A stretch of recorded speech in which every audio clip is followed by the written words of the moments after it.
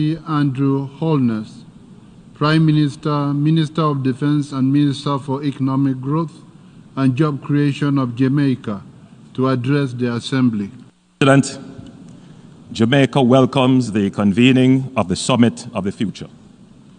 We commend the co-facilitators of the Pact of the Future, the Declaration on Future Generations, and the Global Digital Compact for their hard work. This summit and the Pact together embodied renewed hope for advancing a common vision on leveraging multilateralism to create a dynamic framework within which our future generations will thrive.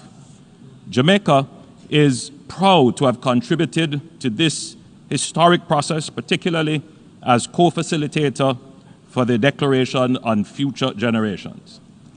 Mr. President, the Pact aptly reaffirms the importance of achieving the SDGs.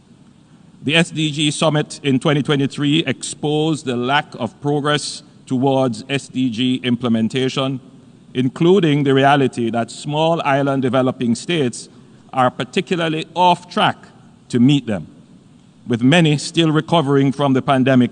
At the heart of this challenge, and one that must be addressed with urgency, is the glaring SDG financing gap amounting to trillions of dollars annually.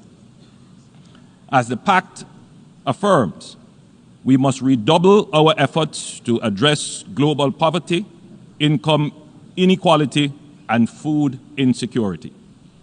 We have an obligation to limit global temperature increase to 1.5 degrees Celsius above pre-industrial levels, and we must deliver a future that fosters peaceful societies and achieves debt sustainability, resilience to climate shocks, infrastructural development, high-quality health and education systems, full respect for human rights, empowerment of women and girls, and enabling environment that makes international trade and the economy work for sustainable development.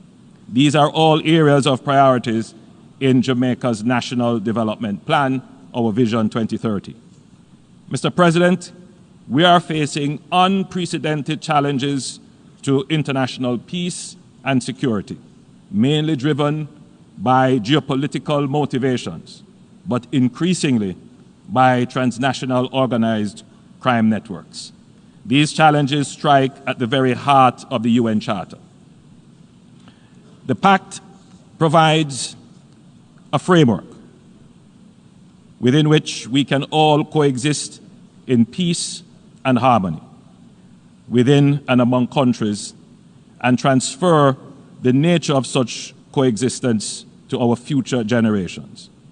It is therefore well aligned with and supportive of the Secretary General's agenda for peace. We welcome the focus of the Pact on the importance of science, innovation, and technological advancement, including digitalization. Admittedly, new technologies such as artificial intelligence and robotics create new challenges to security and some livelihoods. However, they also create important opportunities, especially for young people, and hold great potential to empower generations to transform economies and to solve complex challenges. So great is the potential, in fact, that we must emphasize the importance of international cooperation to address the challenges and harness the opportunities, especially for the benefit of people in developing countries. I must make the point that reform is needed in our international system to better serve the needs of the world today. More particularly, we agree with the Secretary General that the international financial system is in need of radical reform. Furthermore, the UN Security Council needs to be more representative, inclusive, and effective in changing global security landscape.